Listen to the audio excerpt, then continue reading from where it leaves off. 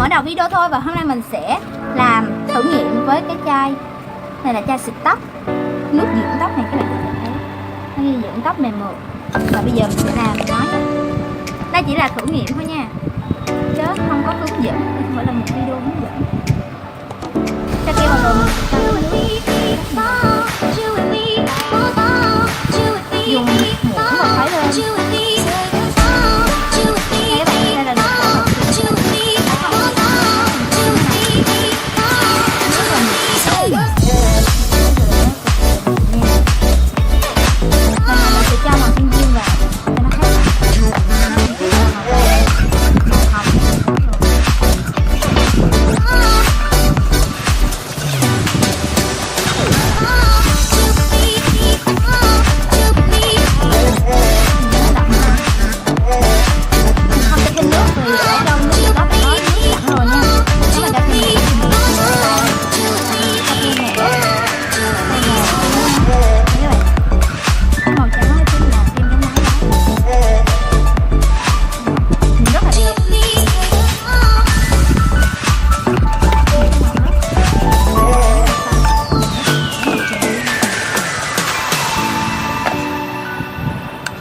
Ok, bây giờ mình sẽ cho borax vào.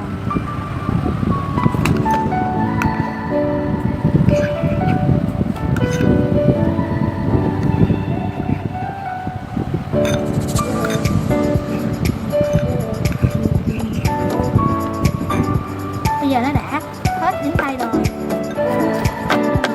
nó còn dơ nên là mình sẽ làm nó sạch.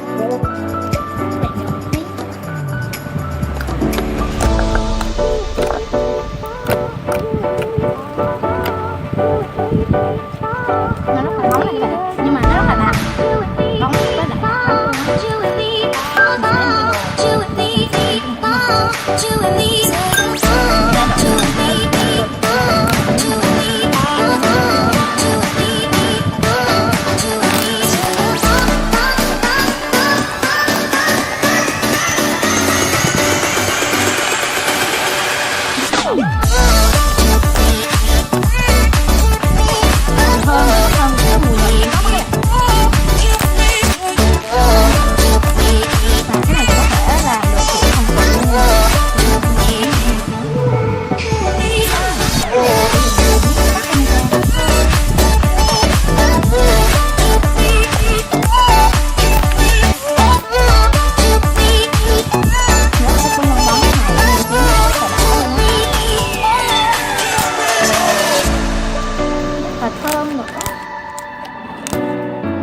đặc cái chai này giống như một cái chai lotion đó các bạn.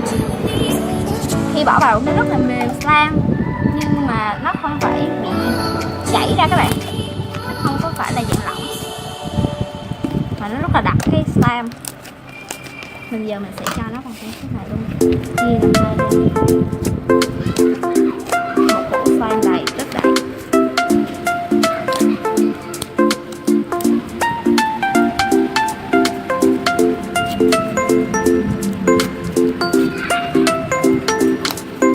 Để khi nó bóng rồi rất là đẹp luôn. Cảm ơn các bạn rất là nhiều. Bye bye và hẹn gặp lại các bạn trong video lần sau nhé. Vì mình thu âm trực tiếp nên là có đôi lúc nó sẽ có cái âm thanh bên ngoài, nên là các bạn thông cảm cho mình nha. Tại mình chưa tìm được cái app mà để thu âm nên là sorry các bạn nhiều.